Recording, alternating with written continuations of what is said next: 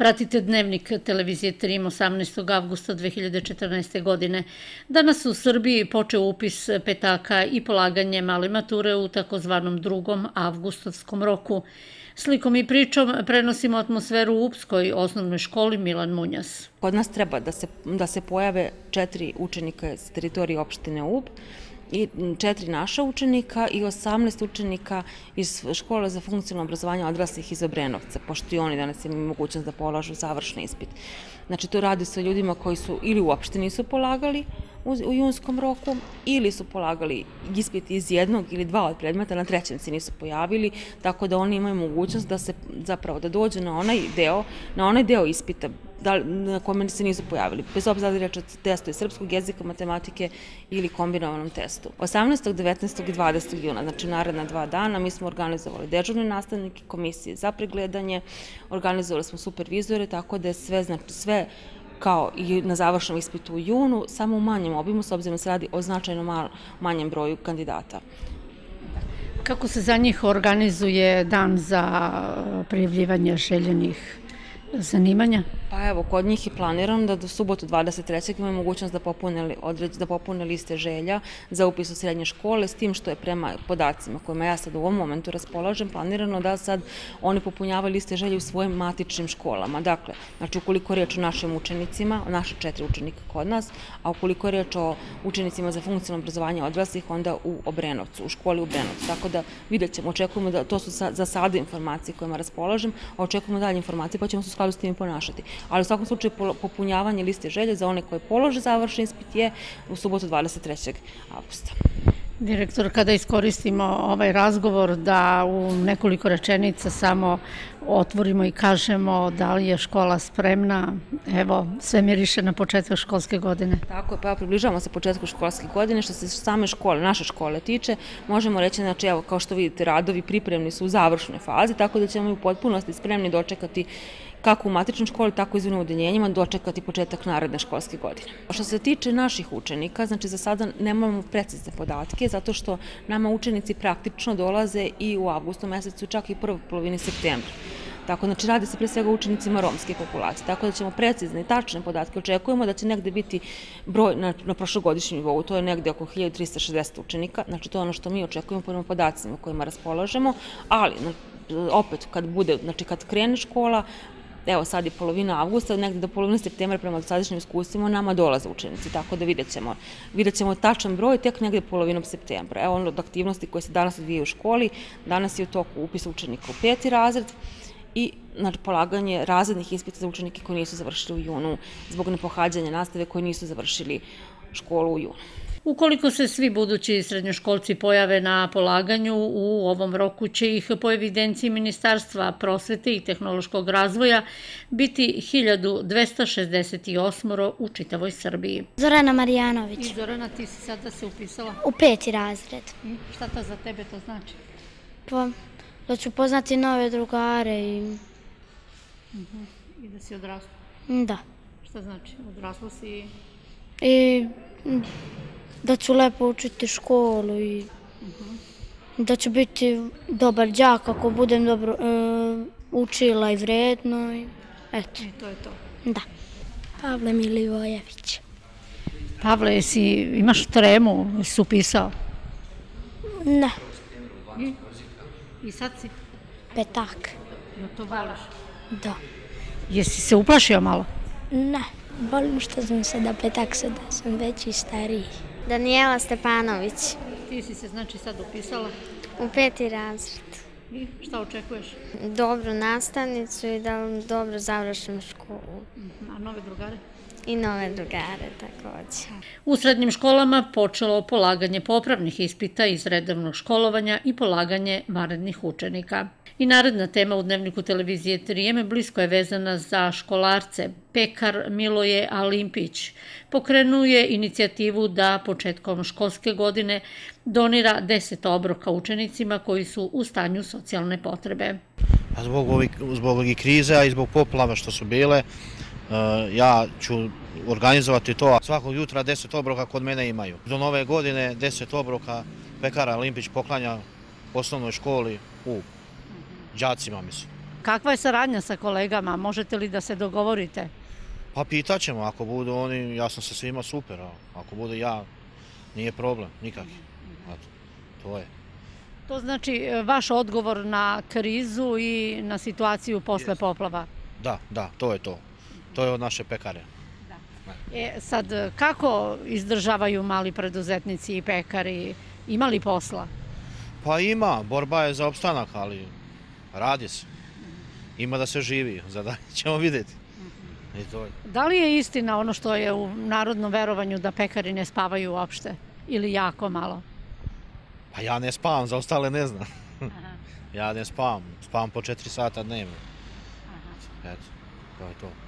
Znači, noć je radna i sva ova peciva se tokom mračnih noći ispeku i pripreme? Da. Da bi bilo sveže? Da bi bilo sveže.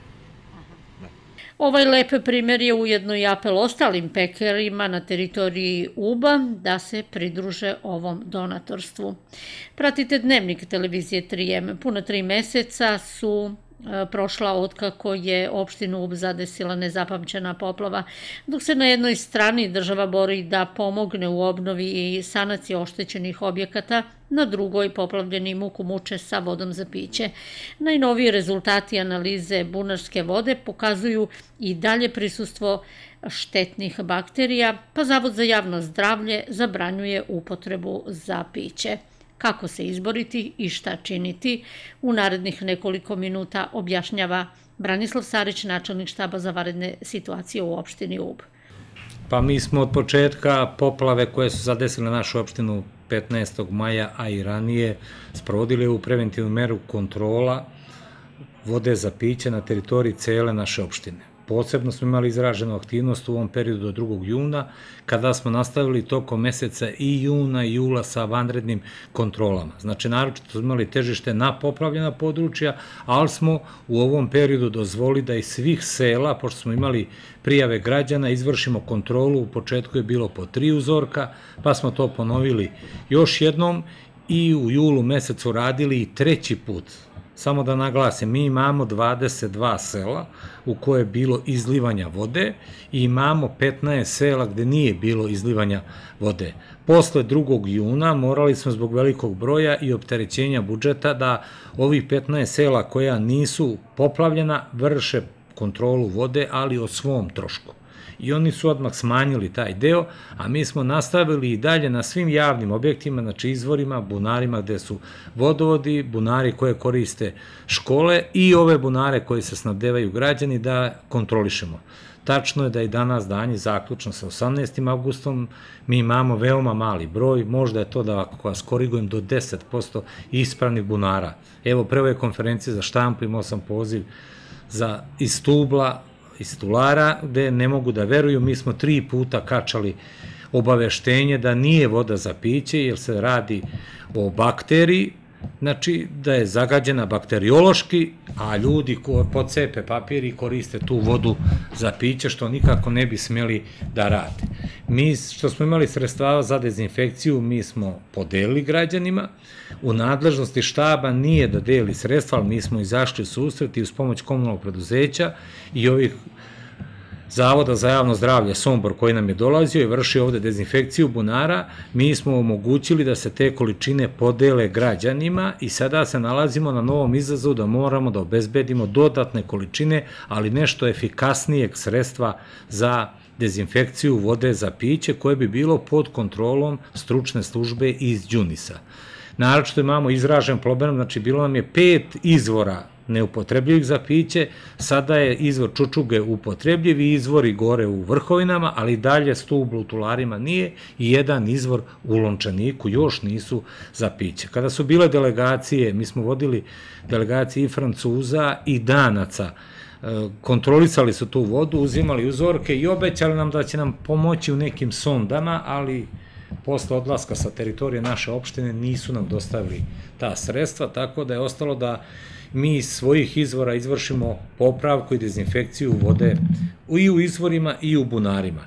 Mi smo nastavili tokom ovog perioda sa 5 cisterni da snabdevamo ovih 22 sela ili mesne zajednice sa vodom za piće, ali od 1. avgusta ne delimo više flaširanu vodu, jer nemamo više u zalihama flaširane vode za piće, a donatori iz Beograda su prekinuli snabdevanje vodom za piće i traže čak da i ove cisterne koje su podeljene za kolektivno snabdevanje u 16 mesnih zajednica vratimo. Na zahtev nas i štaba cisterne su ostale do kraja meseca septembra, mi ćemo nastaviti ako se voda ne popravi i dalje. Ono što je bitno za naše građane reći, to je da se radi o dve bakterije, Escherichia coli kao najraširenija bakterija i Combaster bakterija. To su dve bakterije koje izazivaju, znači, oboljenja i mogu da izazovu i hronična zapaljenja, znači nisu neozbiljne bakterije, zato savjetujemo i dalje građanima da ne koriste iz svojih bunara vodu za piće, isključivo samo kao prekuvanu vodu. A Saša Spasić, član štaba za vanredne situacije, prenosi kriterijume za novu donaciju koju nudi Evropska unija. U okviru programa pomoći Evropske unije za poplavljena područja u Srbiji, Organizacija za poljoprivredu i hranu Ujedinjenih nacija, FAO, poziva mala poljoprivredna gazdinstva da se prijave za program pomoći namenjen oporavku poljoprivredne proizvodnje. Nosioci poljoprivrednih gazdinstava oštećeni u majskim poplavama, da bi postali potencijalni korisnici ovog projekta, treba da ponovo popune prijavni formular koji mogu preuzeti kod predsjednika svoje mesne zajednice svakog dana od 8 do 20 časova, počevši od sutra. Poplavljena poljoprivredna gazdinstva moraju ponovo da podnesu zahtev za prijem pomoći. Pravo prijave imaju samo ona poljoprivredna gazdinstva koja su u opštinskoj upravi prijavila da imaju štetu na poljoprivrednom zemljištu i ekonomskim objektima do 15. jula 2014. godine. Pravo na prijavu imaju mala poljoprivredna gazdinstva, bilo da su registrovana ili ne. Prikupljanje prijava počinje od 25. avgusta i završava se 1. septembra 2014. godine. Prijave se podnose lično u prostorijama opštinskog štaba za vanredne situacije ovde u Ubu, bivša zgrada vojnog odseka, kancelarija na Spratu, ulica Kralja Petra I. Oslobodioca broj 62, u vremenu svakog radnog dana od 7:30 do 14:30 časova. Za dodatne informacije možete se obratiti predsjedniku svoje mesne zajednice. Projekat finansira delegacija Evropske unije u Srbiji, a sprovodi Organizacija za poljoprivredu i hranu Ujedinjenih nacija FAO. Posle duge i teške bolesti juče je u Valjevu preminuo novinar Zdravko Ranković. Novinarstvom se bavio od rane mladosti, obavljao je funkciju direktora i glavnog urednika Radio Valjeva, pisao za Valjevski napred, a poslednje skoro 3 decenije bio vlasnik i urednik revije najpre Valjevac, a kasnije Kolubara. Dokazao se kao novinar-istraživač, pokretač i urednik godišnjaka Veliki narodni kalendar Kolubara. Zdravko Ranković je sahranjen danas u 14 sati i 30 minuta na Novom groblju u Valjevu. Što se biometeoroloških prilika tiče, danas su povoljno uticale na sve hronične bolesnike. Jedino meteoropatske reakcije su bile u vidu glavobolje i nesanice. Vremenska prognoza danas u Valjevskom kraju i Tamnavskom pretežno sunčano i toplo, maksimalna dnevna temperatura 26 stepeni Celzijusa i sutra vreme slično današnjem. Pratili ste Dnevnik televizije 3M 18. avgusta, potpisuju ga kao i uvek Živko Stefanović i Milica Marković. Ostanite i dalje uz program televizije 3M.